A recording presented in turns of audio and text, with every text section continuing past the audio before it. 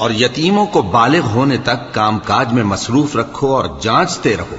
फिर बालिग होने पर अगर उनमें अक्ल की पुख्तगी देखो तो उनका माल उनके हवाले कर दो, और इस खौफ से कि वो बड़े हो जाएंगे, यानी बड़े होकर तुमसे अपना माल वापस ले लेंगे, उसको फजूल खर्ची और जल्दी में न उड़ा देना।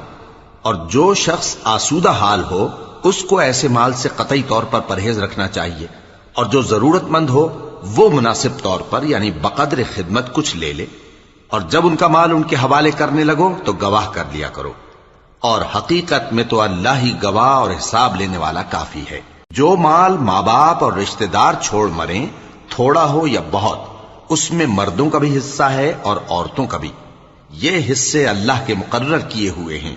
और जब मीरास की तकसीम के वक्त गैर वारिस रिश्तेदार और यतीम और नादार लोग आ जाएं, तो उनको भी उसमें से कुछ दे दो और उनसे माकूल बात कहो।